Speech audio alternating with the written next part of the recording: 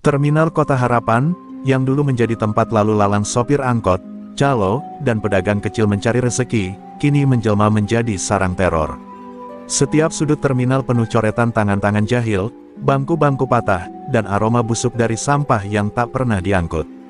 Orang-orang melangkah dengan kepala tertunduk, takut menatap mata anak buah Jarot botak yang berkeliaran seperti serigala lapar.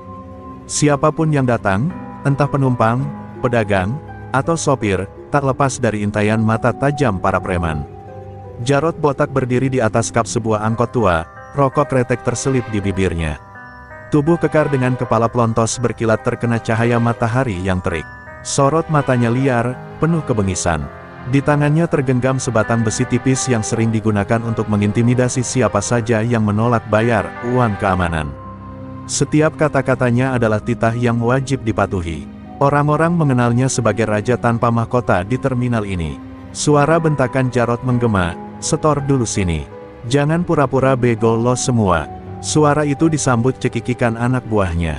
Satu persatu sopir dan calo datang menyodorkan uang receh hasil narik hari itu. Mereka tak berani menatap langsung wajah Jarot. Setiap yang menolak, nasibnya pasti naas, lebam, patah tulang, atau kalau apes, masuk rumah sakit tanpa ada yang peduli. Terminal ini telah menjadi neraka dunia. Di pojok terminal, seorang pedagang gorengan tua dengan tangan gemetar mencoba menyembunyikan dagangannya saat dua preman mendekat. "Pak tua, lo pikir lo gak kena giliran? Setor sini," bentak preman tinggi kurus dengan tatapan buas. Si pedagang mengeluarkan uang lusuh dari kaleng kecil hasil dagangannya. Tangannya bergetar hebat, matanya sembab, menahan tangis. Tapi siapa yang peduli? Preman itu merampas uang itu dan menendang kaleng gorengannya hingga terbalik, isinya berceceran di tanah. Bang Jaka, penjual mie ayam, mengamati semua itu dari balik warung sederhananya di sudut terminal. Pandangannya sayu, namun tersimpan bara di sana. Sudah berbulan-bulan ia menyaksikan penderitaan orang-orang kecil di terminal ini. Tangan tuanya terkepal, sendok sayurnya bergetar pelan. Namun ia menahan diri. Masa lalunya yang kelam terus mengingatkan, jangan mudah menumpahkan darah. Jangan, bukan waktunya. Jarot melangkah mendekat ke warung mie ayam Bang Jaka. Matanya menyipit, memandangi mangkok-mangkok mie yang tersusun rapi di etalase. "Warung lo rame juga ya, Bang Jaka. Kayaknya cocok jadi langganan tetap kami nih. Tiap hari setor, setuju?" ucap Jarot dengan senyum penuh ancaman. Bang Jaka hanya tersenyum kecil, menatap lurus ke mata Jarot. "Silakan makan mie saya, Jarot. Gratis. Tapi jangan minta uang. Warung ini buat cari makan anak istri saya." Suasana mendadak senyap. Anak buah Jarot terdiam, tak biasa ada yang menolak perintah bos mereka. Jarot mendengus, membuang muka, tapi hatinya tersulut. Jarang ada yang berani bicara seperti itu padanya. Ia meludah ke tanah, menepuk-nepuk bahu Bang Jaka, dan berkata lirih, "Bang Jaka, lo pikir lo siapa? Gua kasih waktu lo mikir. Besok, setor. Kalau enggak, lo lihat sendiri akibatnya." Lalu Jarot tertawa keras, melangkah pergi bersama anak buahnya. Terminal kembali riuh oleh desingan suara angkot dan teriakan calo. Di balik senyumnya, Bang Jaka merasakan dada kirinya berdegup lebih cepat. Bukan karena takut, tapi karena ada sesuatu yang mulai bangkit, sesuatu yang sudah lama ia kubur dalam-dalam. Aroma mie ayam yang sedap tak mampu menyembunyikan aroma bahaya yang kini menggantung di udara. Dan Bang Jaka tahu, cepat atau lambat, terminal ini akan kembali bersimbah darah, entah darah siapa. Malam itu, terminal yang biasanya tetap hiruk-pikuk mulai lengang lebih cepat. Angkot-angkot terburu-buru keluar, sopir-sopir menutup pintu rapat-rapat, dan para pedagang kecil memilih menggulung tikar lebih awal. Semua seperti merasakan ada badai besar yang sebentar lagi akan menghantam. Bang Jaka duduk sendiri di bangku kayu warungnya, memandangi mangkuk-mangkuk mie ayam yang tak habis terjual hari itu. Pikirannya berkecamuk. Kata-kata Jarot botak terus terngiang di telinganya, "Besok, setor. Kalau enggak, lo lihat sendiri akibatnya." Angin malam meniup tirai warung sederhana itu, membawa aroma getir kehidupan terminal. Bang Jaka memejamkan mata, mencoba menenangkan jiwanya yang mulai panas. Dalam gelap malam, bayangan masa lalunya kembali menghantui. Dulu, di terminal lain yang kini hanya tinggal kenangan, nama Jaka Setan Terminal menggema penuh kengerian. Tiap pukulannya menghancurkan tulang, tiap teriakannya membuat preman minggir tanpa diminta. Tapi semua itu telah lama ia kubur bersama nisan ibunya, satu-satunya alasan ia meninggalkan dunia hitam. Namun, ketenangannya terusik lagi. Suara berisik terdengar dari depan warung. Dua preman anak buah Jarot datang, mabuk berat, tertawa-tawa sembari menendang kaleng bekas dan merusak kursi plastik milik Bang Jaka.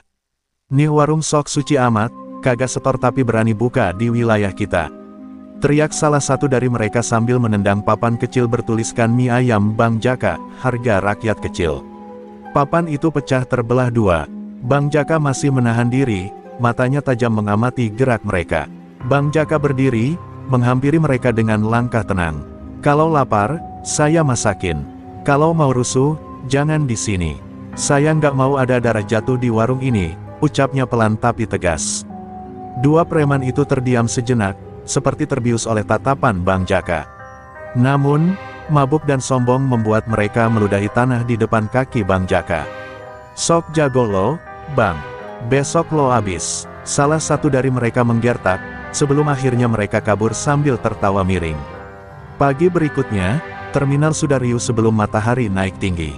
Jarot botak berdiri di tengah terminal, wajahnya penuh percaya diri.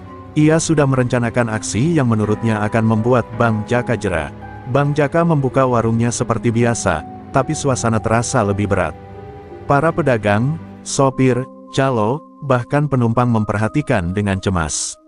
Mereka tahu, hari ini akan ada yang pecah, entah kepala Bang Jaka atau kepala preman-preman itu.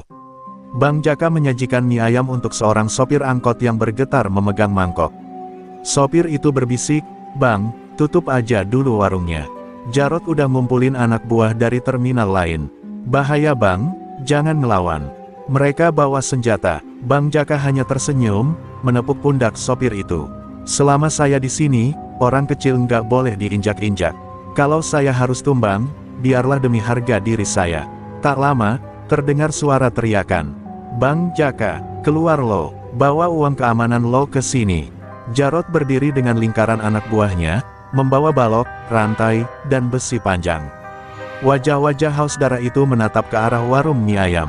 Bang Jaka menghela napas panjang. Ia melangkah keluar, berdiri tegak di depan warungnya. Semua mata kini tertuju padanya. Terminal mendadak sunyi, seolah menunggu letupan besar yang akan segera meledak. Di dada Bang Jaka, detak jantungnya kini berpacu dengan gemuruh langkah-langkah para preman yang mendekat. Ia tahu, hari ini akan menjadi awal dari sebuah badai besar. Dan dalam hatinya, suara ibunya seperti berbisik, "Jaka, jangan kau biarkan orang kecil dipermainkan." Tangan Bang Jaka terkepal erat. Hari ini, sang raja terminal yang sudah lama tidur, mungkin akan bangkit kembali. Suasana terminal mendadak sunyi seperti kuburan. Semua mata tertuju pada Bang Jaka dan Jarot botak yang kini saling berhadapan. Angin berhembus pelan, seolah ikut menahan napas menunggu ledakan. Yang akan terjadi? Jarot tersenyum miring, matanya menatap Bang Jaka dengan penuh rasa meremehkan. "Gua kasih kesempatan terakhir, Bang Jaka. Setor, atau lo gua bikin nyungsep di terminal ini," teriak Jarot, suaranya menggema di sela-sela angkot yang terparkir. Bang Jaka berdiri tegak, matanya tajam menatap Jarot tanpa gentar sedikitpun. Perlahan ia melangkah maju, mendekat ke arah gerombolan preman yang kini mengepungnya. "Jarot, gua udah bilang, kalau mau makan, gua kasih. Kalau mau rusuh, gua nggak takut mati. Tapi jangan sekali-kali lo hina warung gua dan orang-orang kecil di sini." Suaranya dalam, tenang, tapi penuh kekuatan yang menekan jantung siapapun yang mendengarnya. Para sopir, calo, dan pedagang kecil yang mengintip dari kejauhan mulai berbisik-bisik, heran dengan keberanian Bang Jaka. Jarot tertawa keras, tawa yang dipaksakan menutupi rasa kikuk yang mulai merayap di hatinya. "Lo pikir lo jago, Bang? Lo pikir lo duluan preman di terminal ini?" Tangan Jarot mengangkat besi panjang, mengayun ke arah kepala Bang Jaka dengan gerakan kasar. Anak buahnya ikut maju, siap menyerbu, siap merubuhkan Bang Jaka dalam hitungan detik. Semua seolah sudah diatur, mereka yakin Bang Jaka hanya seorang penjual mie ayam tua yang sok berani. Tapi detik berikutnya, suasana berubah. Dengan gerakan yang begitu cepat dan presisi, Bang Jaka menunduk menghindari besi Jarot, lalu sekali sapu tangan kirinya, besi itu terlepas dari genggaman Jarot dan terlempar jauh. Dengan tangan kanannya, Bang Jaka meninju ulu hati Jarot. Suara buk keras terdengar, membuat Jarod terhempas mundur beberapa langkah, mulutnya menganga menahan sakit, matanya terbelalak tak percaya. Para preman tertegun, mereka tak menduga tubuh tua itu punya kekuatan sebesar ini. Anak buah Jarod yang terdekat langsung menyerang, mengayunkan balok kayu. Tapi Bang Jaka bergerak seperti macan tua yang bangkit dari tidur panjang. Satu tendangan melayang, menghantam lutut si preman hingga terdengar suara tulang retak. Preman itu jatuh meraung kesakitan. Dua preman lain maju bersama-sama, tapi Bang Jaka memutar tubuh, menyikut wajah satu, lalu menghantam dada satunya lagi dengan telapak tangan terbuka. Mereka terjungkal seperti boneka yang dilempar. Orang-orang yang menyaksikan dari kejauhan mulai berani mendekat, wajah-wajah mereka penuh keterkejutan dan kekaguman. Ya Allah, Bang Jaka itu bukan orang sembarangan, bisik seorang sopir tua. Di sudut terminal, seorang calo yang dulu pernah mendengar kisah Jaka setan terminal mulai menggigil. Itu dia Jaka yang dulu. Gua kira udah mati orangnya, gumamnya nyaris tak terdengar. Jarod bangkit dengan susah payah, wajahnya merah padam menahan malu dan marah. Ia menunjuk Bang Jaka dengan jari gemetar. Lo bakal nyesel, Bang. Lo bakal gua hancurin. Ini belum selesai. Dengan sisa harga dirinya, Jarod menarik anak buahnya yang tersisa dan menyeret mereka pergi. Terminal kembali sunyi, hanya terdengar napas para saksi mata yang tercekat. Bang Jaka berdiri tegak, menatap punggung Jarod yang menjauh, hatinya sudah siap. Ia tahu, pertarungan sesungguhnya baru dimulai. Malam itu, terminal kembali sunyi setelah insiden memalukan yang menimpa Jarod botak dan anak buahnya. Namun, di sebuah sudut gelap terminal, Jarod duduk di atas bangku reyot dengan nafas terengah-engah. Wajahnya masih memerah, bukan lagi karena sakit, melainkan karena bara dendam yang membakar di dalam dadanya. Tangannya mengepal kuat hingga urat-uratnya menonjol. Gua bakal bikin lo nyungsep, Bang Jaka, gua sumpah. Desisnya lirih, nyaris seperti bisikan setan di kegelapan. Anak buah Jarod, yang sebagian tubuhnya masih terasa sakit akibat amukan Bang Jaka, hanya diam membisu. Mereka tahu betapa bahayanya ketika Jarod sudah dipermalukan di depan umum. Jarod tak akan tinggal diam. Malam itu juga, Jarod mulai mengatur siasat. Ia menghubungi preman-preman dari terminal lain, dari pelabuhan, bahkan dari pinggiran kota yang dulu pernah ia bantu saat tawuran besar. Besok malam, kita ratain warung mie ayam itu. Gua mau dia berlutut minta ampun sebelum gua patahin kakinya, ujar Jarod penuh amarah. Sementara itu, di warung mie ayamnya, Bang Jaka duduk termenung seorang diri. Cahaya lampu remang-remang menerpa wajahnya yang mulai terlihat tua namun tetap menyimpan aura seorang petarung sejati. Ia tahu, Jarod tidak akan menyerah semudah itu. Ia tahu, badai yang lebih besar akan datang menghantamnya. Namun, Bang Jaka sudah bulat. Ia tidak akan pernah lari. Ia lebih baik mati berdiri di tanah ini daripada hidup bertekuk lutut pada kesewenang-wenangan. Kabar tentang perkelahian itu cepat menyebar. Terminal, pasar, bahkan warung-warung kopi di sekitar wilayah itu mulai ramai membicarakan keberanian Bang Jaka. Para sopir dan pedagang kecil mulai memandang Bang Jaka bukan hanya sebagai penjual mie ayam, tetapi sebagai pelindung baru di terminal yang sudah lama dikangkangi Jarod. Beberapa sopir datang malam-malam, mengetuk warung Bang Jaka, menawarkan bantuan. Namun Bang Jaka hanya tersenyum. Kalian urus keluarga kalian, kalau memang harus gua sendiri, biarlah gua sendiri. Jarod semakin kalap. Malam menjelang, dan ia makin banyak mengumpulkan orang. Senjata tajam, rantai, balok kayu, bahkan molotov mulai dikumpulkan di sebuah gudang tua dekat terminal. Wajah-wajah bengis dari preman-preman luar kota mulai memenuhi tempat itu. Semua haus uang dan aksi. Mereka tak peduli siapa Bang Jaka. Bagi mereka, ini cuma pekerjaan, hancurkan satu orang, dapat bayaran besar. Jarod berdiri di depan mereka, suaranya parau namun penuh kebencian. Besok malam, nggak ada lagi yang namanya Bang Jaka di terminal ini. Sementara itu, di pojok kamarnya yang sederhana, Bang Jaka membuka sebuah peti tua. Di dalamnya tersimpan benda-benda yang sudah lama ia tinggalkan, sabuk kulit hitam, sepasang sarung tangan kulit penuh bekas darah masa lalu, dan sebuah pisau kecil yang dulu selalu ia selipkan di pinggang. Ia menghela napas panjang, meraba sabuk itu, seolah menyapa teman lamanya. Maaf, Bu, anakmu harus kembali jadi Jaka yang dulu, demi kebaikan orang kecil ini, bisiknya pelan. Langit mulai mendung seolah ikut murka. Di kejauhan terdengar guntur menggema. Bang Jaka keluar dari warungnya, memandangi terminal yang mulai sepi. Hujan rintik turun perlahan, tapi di balik gemericik air itu, ia tahu, langkah-langkah setan sudah menunggu untuk menghancurkan apa yang selama ini ia jaga. Malam ini akan jadi malam panjang. Dan esok, darah mungkin akan kembali membasahi terminal yang selama ini ia sebut rumah. Malam yang ditunggu Jarot Botak pun tiba. Hujan deras mengguyur terminal, menciptakan genangan-genangan air yang memantulkan cahaya lampu jalan yang temaram. Suara petir bersahut-sahutan, seolah langit sendiri murka atas rencana keji yang akan dilakukan. Dari sudut-sudut gelap terminal, satu persatu preman-preman bayaran muncul, membawa balok, rantai, golok, dan botol-botol berisi bensin. Wajah-wajah mereka dipenuhi hawa kebencian dan haus kekerasan. Jarot memimpin di depan, matanya merah, sorotnya penuh dendam yang mendidih. Bang Jaka duduk di kursi kayu di depan warungnya, menatap gelap malam dengan mata tajam seperti seekor harimau tua yang menunggu mangsa. Tubuhnya tegap, sabuk hitamnya sudah melingkar di pinggang, sarung tangan kulit tua menutupi telapak tangannya. Petir menyambar lagi, memperlihatkan wajahnya yang kini keras, jauh dari sosok penjual mie ayam yang dikenal orang. Di belakangnya, warung kecil itu berdiri tegar seperti pemiliknya, seolah ikut menantang gelombang kejahatan yang akan datang.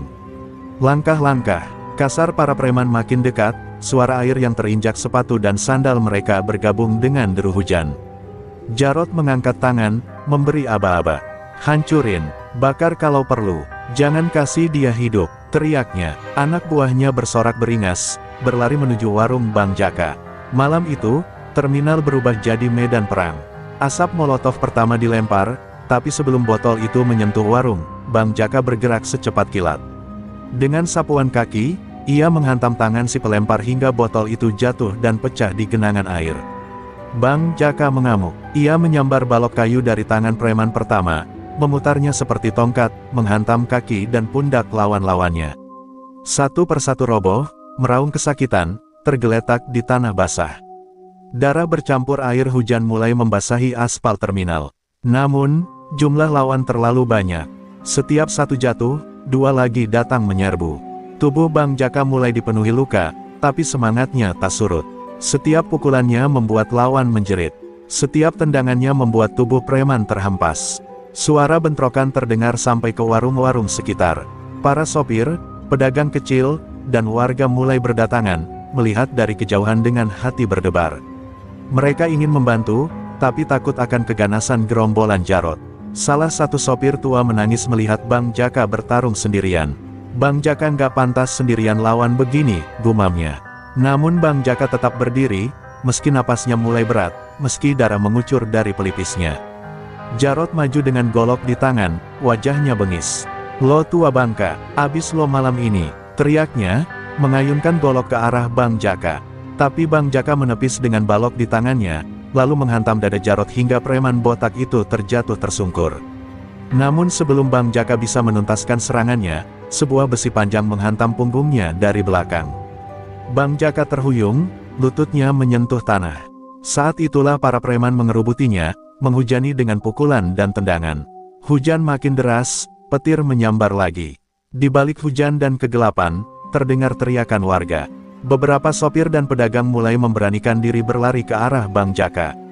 "Cukup, jangan biarin Bang Jaka mati di tangan mereka," teriak seorang sopir muda. Malam itu, terminal menjadi ajang pertarungan bukan hanya antara Bang Jaka dan para preman, tapi juga antara keberanian dan ketakutan, antara kejahatan dan harga diri. Dan darah yang mengalir di terminal itu menjadi saksi bahwa perang ini baru saja dimulai. Hujan terus mengguyur terminal malam itu, membasahi tubuh Bang Jaka yang kini tergeletak di tanah, dikelilingi oleh para preman yang masih beringas. Jarot Botak tertawa terbahak-bahak, darah menetes dari bibirnya akibat hantaman Bang Jaka sebelumnya.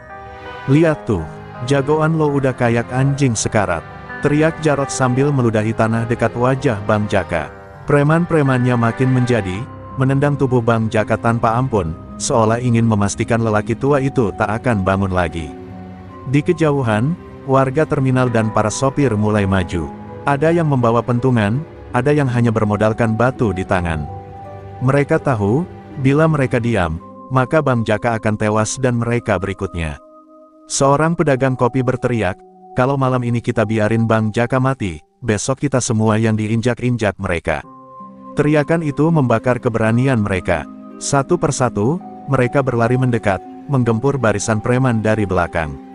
Pertempuran berubah menjadi kacau. Para preman tak menyangka warga berani melawan. Batu-batu melayang ke arah mereka, pentungan menghajar punggung dan kepala. Jeritan kesakitan kini berganti dari mulut para preman. Jarot botak meraung marah, mencoba melawan, tapi tubuhnya mulai lemah. Luka di dadanya akibat pukulan Bang Jaka tadi terasa. Makin nyeri, membuat napasnya terengah-engah. Ia mundur beberapa langkah, matanya liar mencari jalan keluar. Bang Jaka, meski tubuhnya penuh luka, mulai menggerakkan tangan. Samar-samar ia mendengar suara warga yang kini membelanya. Dengan sisa tenaga, ia berusaha bangkit, lututnya bergetar, darah menetes dari pelipis dan sudut bibirnya. Hatinya membara, bukan karena dendam, tapi karena harga diri. Aku, belum kalah, desisnya. Suaranya nyaris tak terdengar di tengah gemuruh hujan. Pandangannya mencari Jarot, musuh yang sudah keterlaluan menginjak-injak kehormatannya. Warga makin menggila, preman-preman Jarot mulai kocar-kacir. Beberapa kabur ke gang-gang gelap terminal, meninggalkan Jarot yang mulai terpojok. Jarot berusaha bertahan, tapi jumlah warga makin banyak. Satu batu menghantam keningnya, membuat darah segar mengalir. Ia mengumpat, berusaha lari, tapi langkahnya goyah. Saat itulah Bang Jaka berdiri sepenuhnya, tubuhnya seperti bayang-bayang hitam di tengah hujan deras. Warga yang melihatnya langsung bersorak, semangat mereka makin membara. Jarot, malam ini lo harus bayar semua dosa lo. Teriak Bang Jaka, suaranya menggema di tengah terminal. Dengan langkah perlahan tapi pasti, ia mendekati Jarot. Jarot yang mulai panik mengayunkan goloknya sembarangan, tapi Bang Jaka menepisnya, memelintir tangan Jarot hingga golok itu terlepas. Satu pukulan telak menghantam rahang Jarot, membuat preman botak itu terjatuh tersungkur, mulutnya berlumur darah. Malam itu, Jarot bukan lagi raja terminal. Malam itu, dia hanya pengecut yang dipermalukan di hadapan orang-orang yang dulu dia tindas. Hujan seolah menyucikan terminal malam itu. Bang Jaka berdiri tegak, meski tubuhnya luka-luka. Warga mengerubunginya, memberi dukungan, ada yang menangis haru, ada yang menepuk punggungnya. Bang Jaka menatap mereka semua, matanya berkaca-kaca. Ini bukan cuma soal gua, ini soal kita semua. Jangan pernah takut lawan kejahatan. Ucapnya lirih. Kata-katanya tenggelam bersama suara hujan, tapi maknanya tertanam di hati setiap orang yang ada di sana. Namun di sudut gelap terminal, tampak dua anak buah Jarot yang tersisa memperhatikan dengan mata penuh dendam. Mereka tak lari, mereka diam mengintai, menyiapkan siasat baru. Malam itu memang kemenangan bagi Bang Jaka dan warga, tapi bayang-bayang bahaya belum sepenuhnya pergi dari terminal itu. Terminal itu seolah kembali tenang setelah hujan berhenti, tapi ketenangan itu hanyalah di permukaan. Dua anak buah Jarot, Doyok dan Komar, bersembunyi di balik tumpukan karung goni dekat gudang kosong. Mata mereka merah menahan marah, dada mereka bergemuruh oleh dendam yang membara. Mereka tak terima melihat Jarot dipermalukan dan dihancurkan di hadapan warga. Bang Jaka harus bayar mahal. Gua gak bakal biarin ini selesai gini aja, desis Doyok, menggertakkan gigi. Malam makin larut, warga satu persatu meninggalkan terminal dengan perasaan lega, membawa cerita tentang keberanian Bang Jaka. Tapi Bang Jaka sendiri masih duduk di kursi reyot warungnya, memegangi luka di pundak dan pinggang. Tubuhnya pegal, namun matanya tetap awas menatap gelapnya malam. Ia tahu, urusan ini belum selesai. Sejarah hidupnya sebagai preman dulu sudah mengajarinya, kejahatan selalu menyimpan sisa-sisa yang siap menyulut api dendam kapan saja. Di rumah tua yang jadi markas mereka, Doyok dan Komar mengumpulkan sisa anak buah Jarot. Jumlah mereka tinggal 5 orang, namun semua memiliki tekad yang sama, membalas kekalahan memalukan itu. Besok malam, kita bakar warung Bang Jaka. Biar dia gak bisa lagi sombong di depan kita. Teriak Komar, suaranya menggema di ruangan pengap itu. Yang lain mengangguk, mata mereka penuh amarah. Tidak ada lagi jalan kembali, hanya ada satu tujuan, kehancuran Bang Jaka. Sementara itu, pagi menjelang. Bang Jaka membersihkan warungnya dengan pelan, tubuhnya masih terasa sakit. Ia menatap kursi-kursi plastik yang kemarin menjadi saksi bisu pertarungan berdarah. Meski warga memuji dan berterima kasih padanya, Bang Jaka merasa ada beban berat di pundaknya. Ia sadar, keberaniannya semalam mungkin hanya membuka pintu bahaya baru. Dan benar saja, dari sudut matanya, ia kerap melihat bayang-bayang mencurigakan mengintai dari jauh. Di terminal, bisik-bisik mulai terdengar. Warga membicarakan keberanian Bang Jaka, tapi juga ketakutan akan balas dendam anak buah Jarot. Bang Jaka hebat, tapi kita semua tahu, preman gak bakal diem aja, ucap seorang sopir angkot pada temannya. Kegelisahan menyelimuti suasana terminal. Para pedagang, sopir, dan kernet mulai lebih waspada, takut menjadi korban amukan preman yang marah karena pemimpinnya dipermalukan. Bang Jaka kembali ke rumahnya sehabis maghrib, tubuhnya letih. Tapi belum sempat ia melepas baju, terdengar suara ketukan cepat di pintu. Seorang pemuda dari terminal terengah-engah di depan pintu. "Bang," Doyok sama anak buahnya kelihatan kumpul di belakang gudang. "Mereka bawa bensin. Cepat bang, mereka mau bakar warung abang," katanya panik. Bang Jaka mengepalkan tangan, amarah dan tekad membara. "Ini bukan cuma soal gua lagi, ini soal harga diri kita semua," gumamnya. Tanpa pikir panjang, Bang Jaka mengambil golok lama yang selama ini tersimpan di belakang lemari. Golok itu adalah saksi masa lalunya, masa kelam yang ia kubur dalam-dalam. Malam itu, ia terpaksa membangunkan kembali sosok dirinya yang dulu ditakuti, karena kejahatan sudah terlalu jauh melampaui batas.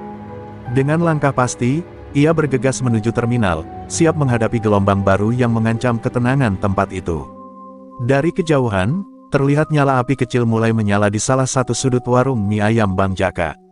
Malam kembali mencekam, seolah pertarungan sebenarnya baru saja dimulai. Doyok dan Komar tertawa puas, belum tahu bahwa bayang-bayang Bang Jaka telah datang mendekat, membawa amarah yang lebih dahsyat dari malam sebelumnya. Suara nyala api makin membesar, lidah-lidah merahnya mulai melahap sudut warung mie ayam Bang Jaka yang terbuat dari kayu lapuk. Asap hitam membumbung tinggi ke langit malam, membuat warga sekitar panik dan berlarian. Beberapa mencoba memadamkan api dengan ember seadanya, tapi kobaran itu terus menjalar, seolah menyimpan dendam yang membara. Doyok dan Komar tertawa puas, tangan mereka masih menggenggam botol bensin, mata mereka berkilat-kilat menantang. Namun, tawa mereka mendadak terhenti ketika dari balik gelapnya terminal, sosok Bang Jaka muncul dengan langkah perlahan. Golok tua berkilat di tangan kanannya, memantulkan cahaya api yang berkobar. Wajahnya tegang, matanya tajam menatap lurus ke arah gerombolan preman itu. Tak ada rasa takut, hanya ada api amarah yang kini menyala di hatinya, lebih panas dari api yang membakar warungnya. Suasana terminal mendadak sunyi, hanya suara api dan derap langkah Bang Jaka yang terdengar. Doyok meludah ke tanah, mencoba menutupi kegentarannya. Loh, ternyata si Bang Jaka berani datang juga, iya. Udah gak punya warung, masih sok jago, ejeknya. Komar ikut menambahkan, malam ini lo mampus, Jak. Biar semua tahu, mantan preman itu cuma jago cerita doang. Namun, kata-kata mereka hanya dijawab dengan pandangan tajam Bang Jaka. Tanpa banyak bicara, Bang Jaka maju, tubuhnya menegakkan tekad yang sudah bulat, mempertahankan harga dirinya, apapun risikonya. Benturan pertama terjadi begitu cepat. Golok Bang Jaka beradu keras dengan besi tajam yang diayunkan Komar. Suara dentingan logam memecah malam, disusul pekikan Komar saat lengannya tertebas hingga berdarah. Doyok menghambur maju, tapi Bang Jaka bergerak cekatan, satu putaran kakinya menghantam dada. Doyok hingga tubuh preman itu terhempas membentur tiang lampu terminal. Tubuh Doyok mengerang, terbatuk darah, matanya terbelalak tak percaya dengan kekuatan Bang Jaka. Sisa anak buah Jarot yang ikut dalam aksi itu mulai mundur teratur. Nyali mereka ciut melihat betapa bengis dan tangguhnya Bang Jaka ketika marah. Mereka selama ini hanya mendengar cerita masa lalunya, kini mereka melihat langsung, inilah sosok yang dulu pernah menguasai sudut-sudut kota, ditakuti kawan dan lawan. Satu persatu mereka kabur, meninggalkan Doyok dan Komar yang terkapar, bersimbah luka di tanah becek terminal. Bang Jaka berdiri di depan warungnya yang separuh habis dilahap api. Nafasnya tersengal, tubuhnya penuh keringat, namun matanya tetap menatap lurus. Beberapa warga datang membantu memadamkan sisa api, ada yang menepuk bahunya pelan sebagai tanda hormat. Bang Jaka menghela nafas panjang. Warung bisa gue bangun lagi, tapi harga diri gak boleh diinjak-injak, ucapnya lirih, lebih kepada dirinya sendiri. Malam itu menjadi saksi bahwa Bang Jaka bukan hanya seorang penjual mie ayam, tapi penjaga kehormatan yang sejati. Di sudut terminal, Doyok dan Komar terseret-seret menjauh, tubuh mereka remuk, harga diri mereka hancur. Mereka tahu, setelah malam ini, nama Bang Jaka akan kembali menggema di dunia jalanan. Dan mereka, hanya akan jadi cerita memalukan di kalangan preman terminal. Sementara itu, angin malam menghapus bau asap, menyisakan keheningan dan rasa lega bagi warga yang kini melihat Bang Jaka sebagai pahlawan mereka. Kabar tentang insiden di terminal malam itu menyebar secepat angin ke seluruh sudut kota. Nama Bang Jaka kembali disebut-sebut, kali ini bukan hanya sebagai penjual mie ayam sederhana, tapi sebagai sosok yang berhasil mengalahkan dua preman kepercayaan Jarot Botak. Jarot yang mendengar kabar itu mengamuk hebat di markasnya. Meja kayu di depannya dibalik, botol arak dilemparkannya hingga pecah berkeping. Kurang ajar, Bang Jaka benar-benar cari mati. Raung Jarot dengan mata melotot dan urat leher menegang. Di ruangan remang itu, anak buah Jarot saling pandang dengan wajah tegang. Mereka tahu betul, kalau Jarot sudah murka, tidak ada yang bisa menahannya. Doyok sama Komar itu sampah. Malam ini juga, kumpulkan semua anak buah kita. Kita serbu si bangsat penjual mie ayam itu. Gue gak mau ada yang tersisa dari dia. Perintah Jarot dengan suara berat penuh dendam. Tangannya menggenggam pisau besar, menggores meja hingga kayunya terbelah. Tak ada yang berani membantah, mereka segera bergerak mengumpulkan pasukan. Sementara itu, di terminal yang sudah sepi, Bang Jaka duduk sendiri di bekas puing warungnya. Asap sisa kebakaran masih tercium, sedangkan bara dendam di dadanya belum sepenuhnya padam. Wajahnya menatap jauh ke arah lampu-lampu kota yang redup, mengenang masa lalunya. Dulu, ia adalah sosok yang tak segan menumpahkan darah demi harga diri, kini ia dipaksa kembali ke dunia itu. Kenapa harus begini lagi, gumamnya lirih, tangan tuanya mengelus gagang golok yang setia menemaninya. Di rumah-rumah sekitar terminal, warga cemas membicarakan apa yang akan terjadi. Mereka tahu, malam ini terminal takkan tenang. Ibu-ibu mengunci pintu rapat-rapat, anak-anak ditarik masuk rumah, dan lelaki-lelaki kampung menyiapkan kayu atau parang seadanya. Mereka tak ingin terjadi pertumpahan darah, tapi mereka juga tak sudi kampung mereka dikuasai preman biadab. Semua menanti, jantung berdegup kencang di tengah malam yang makin mencekam. Tak butuh waktu lama, derap langkah kaki dan suara motor menggelegar menggetarkan terminal. Jarot Botak muncul bersama puluhan anak buahnya. Mata Jarot menyorot tajam, kepalanya yang licin berkilat diterpa cahaya lampu jalan. "Keluar lu, Jaka, malam ini gue yang ngubur lu," teriak Jarot, suaranya bergema, memecah malam. Preman-preman itu mengepung, memegang senjata tajam, siap menghancurkan apapun yang ada di depan mereka. Bang Jaka berdiri perlahan, goloknya diangkat tinggi ke udara. Tubuhnya memang tak sekuat dulu, tapi sorot matanya tak berubah, tajam dan penuh nyala perlawanan. "Kalau mau nyawa gue, ambil sendiri. Tapi siap-siap lo semua jatuh satu-satu di ujung golok gue," jawab Bang Jaka lantang, suaranya menggema hingga ke gang-gang kecil.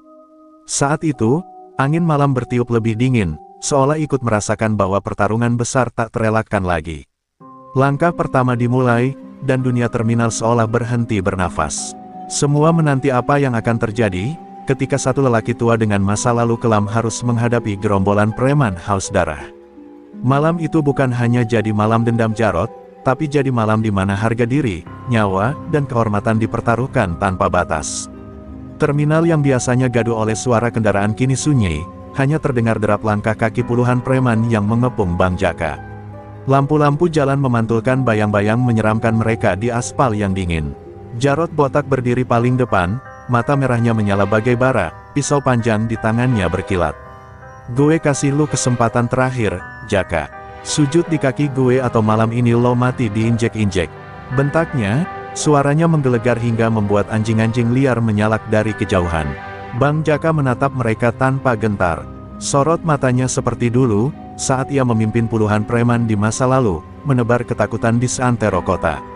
Perlahan ia mengangkat golok tua kesayangannya, yang bilahnya sudah banyak meminum darah di masa silam. "Jarot, gue kasih lu pelajaran malam ini. Dulu gue pensiun karena kasihan sama anak-anak muda kayak lo. Tapi lo malah nginjek-injek harga diri orang. Sekarang lo rasain murkanya Jaka ganas." Suaranya datar, namun setiap kata menggetarkan dada orang-orang yang mendengarnya. Tanpa aba-aba, salah satu anak buah Jarot maju, mengayunkan celurit ke arah Bang Jaka. Namun, dengan gerakan yang cepat dan tegas, Bang Jaka memutar tubuhnya, menghindar, lalu menyabetkan goloknya. Jeritan keras memecah malam saat si preman roboh berlumur darah. Tubuhnya tergeletak tak bergerak di aspal. Semua anak buah Jarot tersentak. Mereka baru sadar, yang mereka hadapi bukan sekadar penjual mie ayam, tapi legenda yang pernah ditakuti.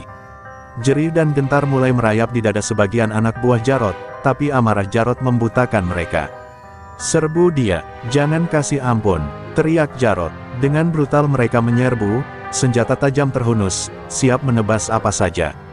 Namun, Bang Jaka sudah seperti kesetanan. Goloknya menari di udara, menangkis, menyerang, dan membelah malam dengan amukan yang tak terbendung. Satu demi satu preman tumbang, jerit kesakitan bersahut-sahutan, bercampur suara logam beradu. Terminal berubah seperti medan perang. Darah membasahi aspal, tubuh-tubuh terkapar di sana-sini.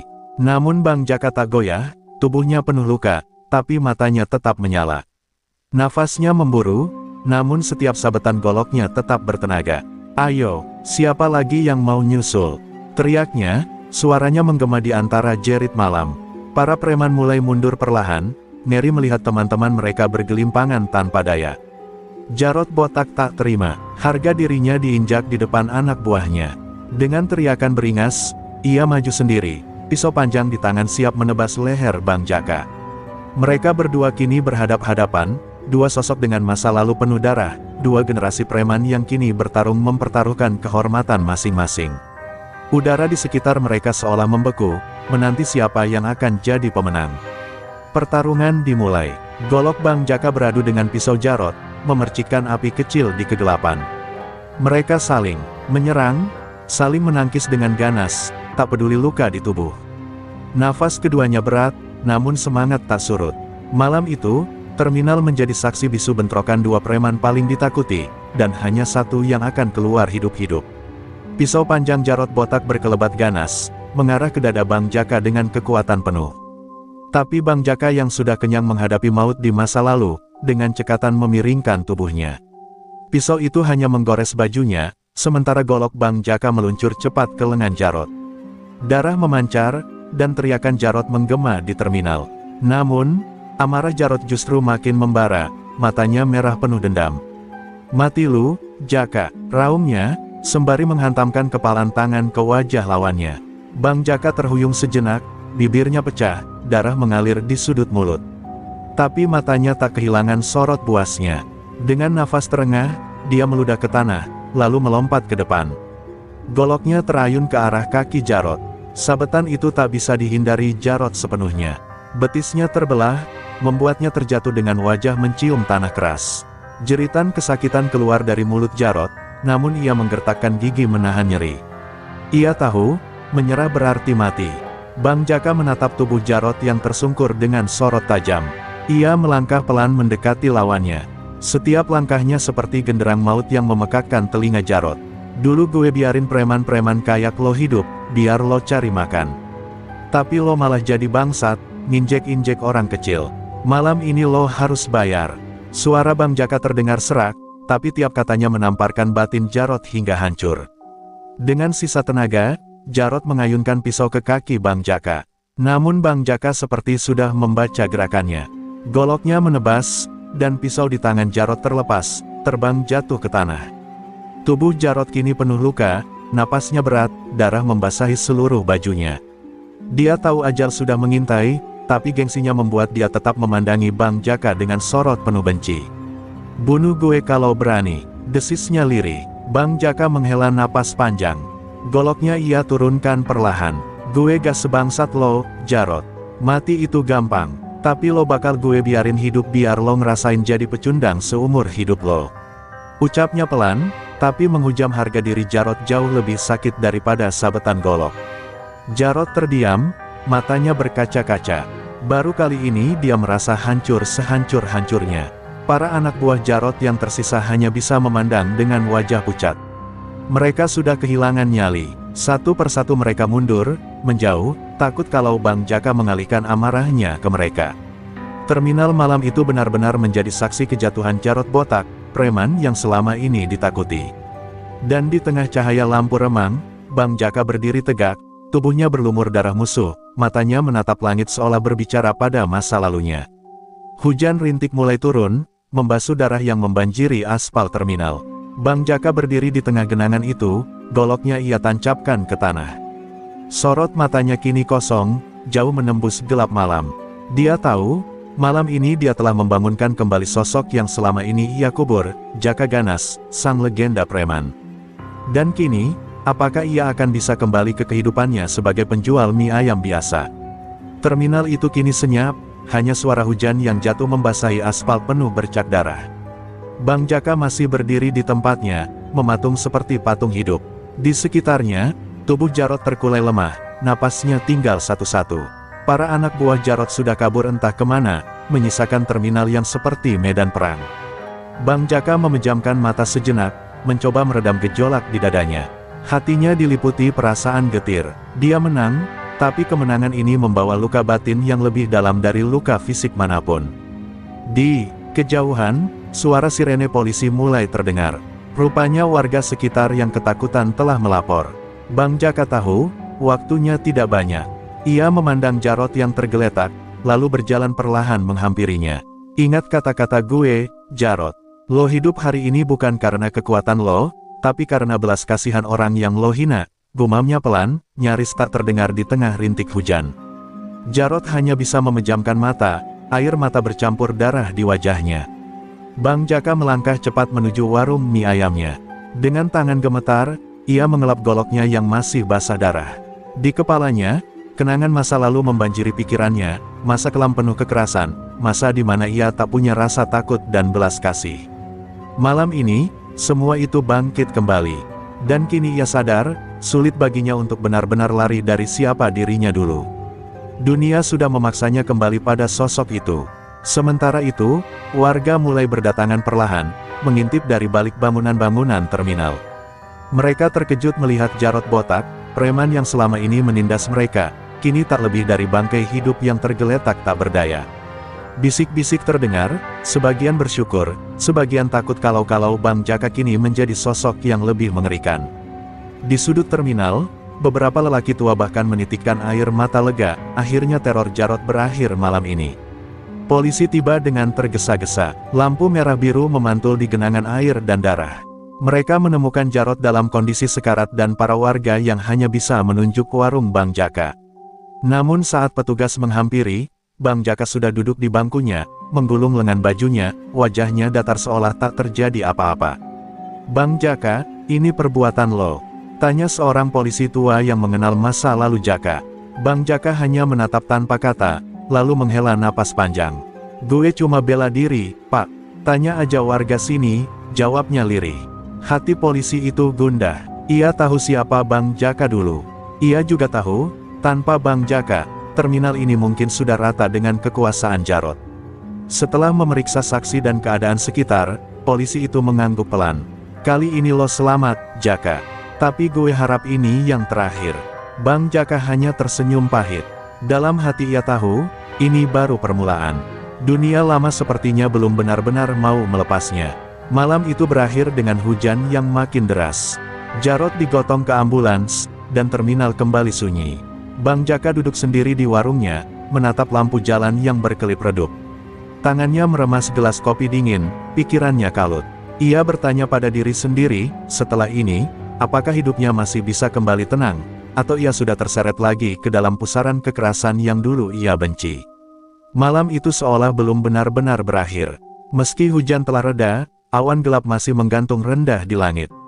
Di sudut terminal yang remang, 4 orang anak buah Jarot berkumpul. Wajah mereka pucat, mata mereka merah oleh amarah dan dendam.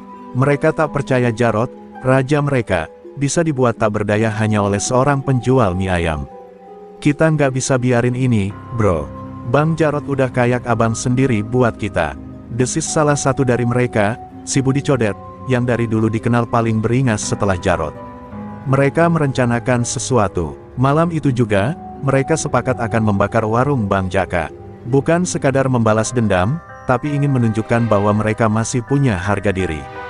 Diam-diam mereka bergerak, membawa botol-botol berisi bensin curian dari pom terminal. Langkah mereka cepat dan penuh kebencian. Di benak mereka, hanya ada satu tujuan, menghapus aib yang telah menodai nama Jarot Botak. Di dalam warungnya, Bang Jaka merasakan firasat buruk. Malam itu ia tak bisa memejamkan mata. Bayangan masa lalu terus menghantui pikirannya. Wajah-wajah musuh yang pernah ia tumbangkan, suara jeritan, darah, dan kematian. Ia menghela napas panjang, mencoba mengusir bayang-bayang itu. Tapi seolah semesta tak memberinya jeda, suara langkah kaki mencurigakan terdengar dari luar. Bang Jaka segera berdiri, matanya tajam menatap ke pintu. Para anak buah Jarot sudah di depan warung. Mereka menyalakan api di kain yang tersumpal di mulut botol. Detik-detik terasa abadi saat tangan mereka siap melempar bom molotov itu. Namun sebelum botol itu terayun, pintu warung terbuka lebar. Bang Jaka berdiri di sana, hanya dengan celana panjang lusuh dan kaos basah oleh keringat. Matanya menyala penuh ancaman. "Berhenti, kalau kalian masih sayang nyawa."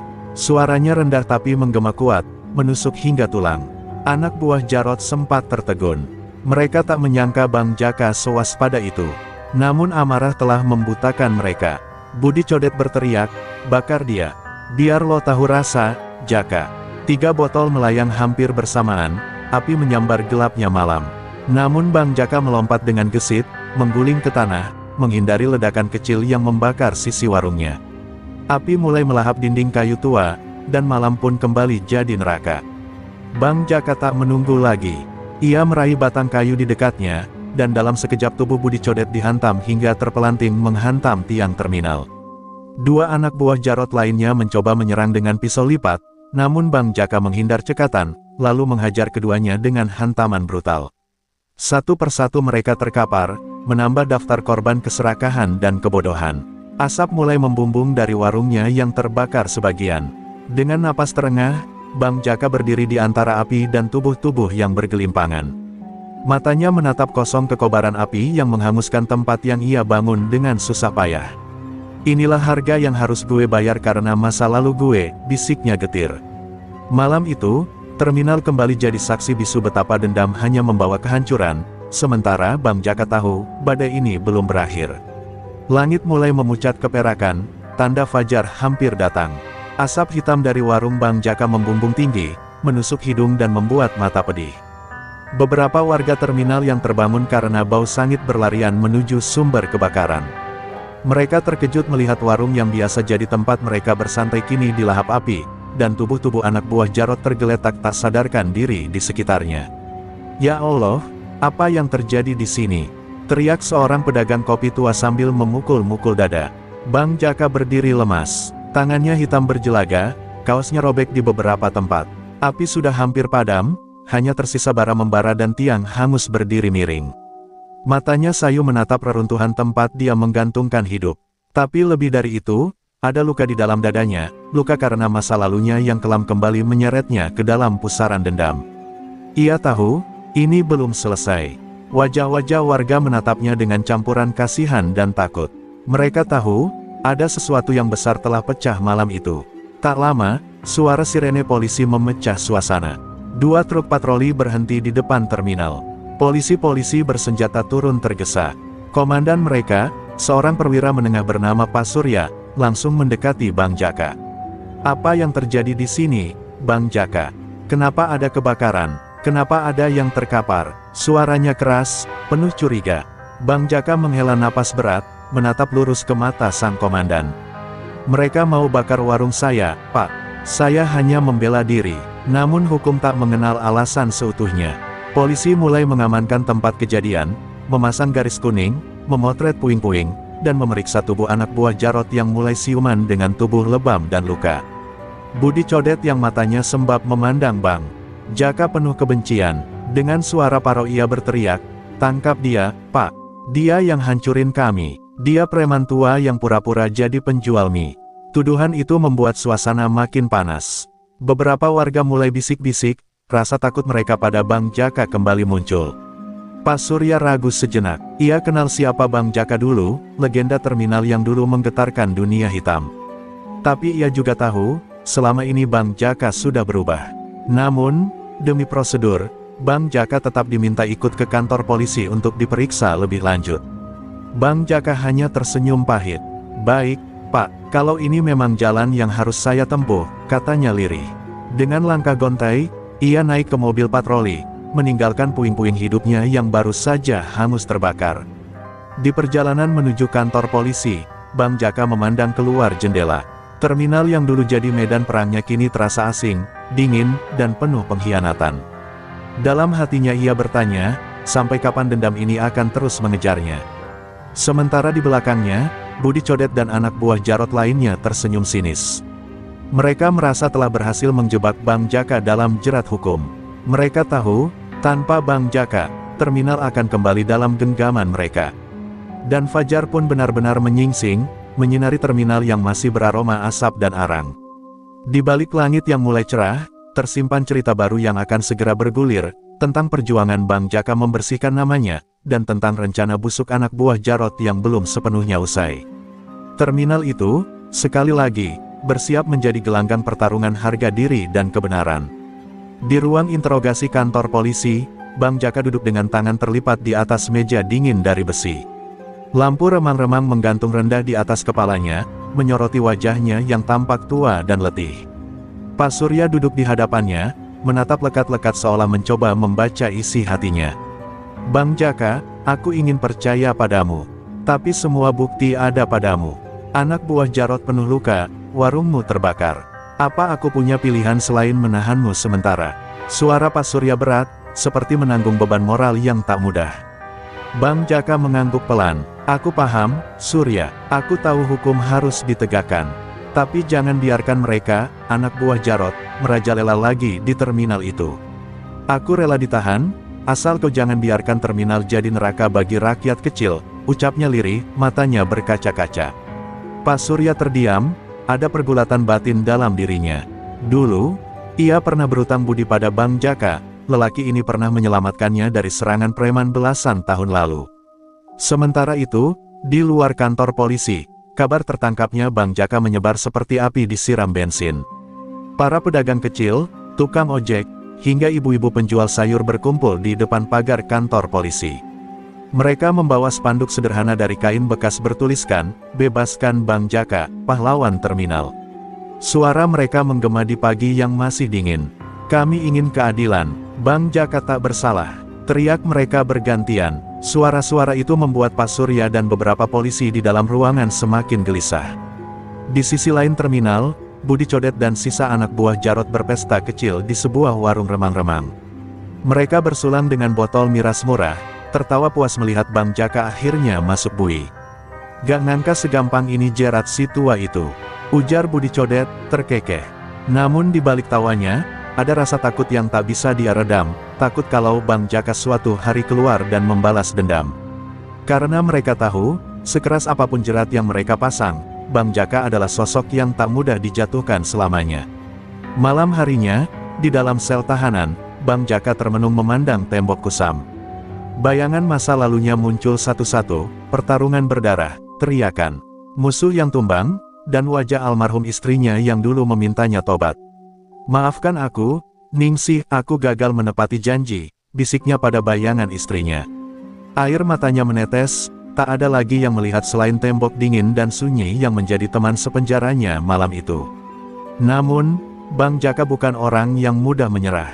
Di dalam batinnya, bara perjuangan mulai menyala lagi. Ia tahu, harus ada jalan untuk mengakhiri kekuasaan gelap anak buah Jarot, dan membersihkan namanya. Malam itu, di sela sunyi penjara, Bang Jaka mulai menyusun rencana dalam pikirannya. Rencana yang bukan untuk balas dendam semata, tetapi untuk menyelamatkan terminal, dan membuktikan dirinya bukan lagi preman ganas, melainkan pelindung rakyat kecil.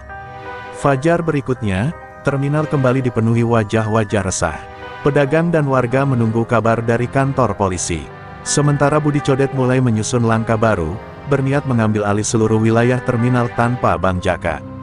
Tapi mereka semua tak tahu, badai besar sedang bersiap, badai bernama Bang Jaka yang akan bangkit, dengan cara yang tak pernah mereka duga. Pagi itu, terminal seakan mati suri. Para pedagang enggan membuka lapak, sopir angkot duduk termangu, dan wajah-wajah cemas menghiasi setiap sudut. Budi Codet bersama gerombolannya mulai unjuk kekuasaan. Mereka memalak terang-terangan, menendang gerobak para pedagang yang menolak bayar, dan menghancurkan dagangan seorang ibu tua.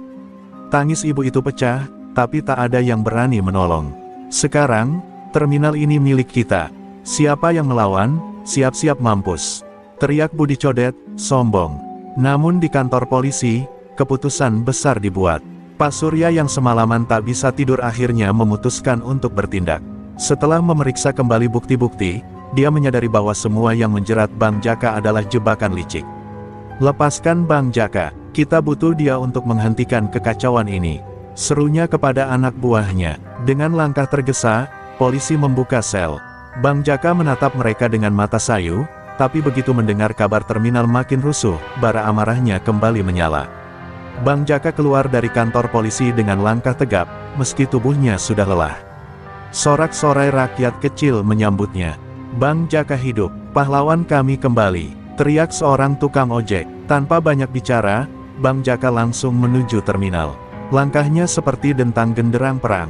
Di tangannya hanya ada sebatang tongkat kayu bekas sapu, namun sorot matanya cukup membuat gentar siapapun yang menatapnya. Budi Codet yang tengah memeras seorang sopir terkejut melihat sosok Bang Jaka mendekat. "Kurang ajar, gua kira lu udah mampus di penjara." Budi Codet meludah ke tanah, mencoba menutupi rasa takutnya. Namun Bang Jaka hanya diam, hingga tiba-tiba tongkat kayu di tangannya melayang cepat, menghantam lutut Budi Codet. Suara retak terdengar, dan Budi jatuh mengerang kesakitan. Anak buahnya mencoba menyerbu, tapi Bang Jaka seperti serigala tua yang kembali ke medan perburuan. Satu persatu mereka tumbang, dengan gerakan cepat, keras, tapi terukur.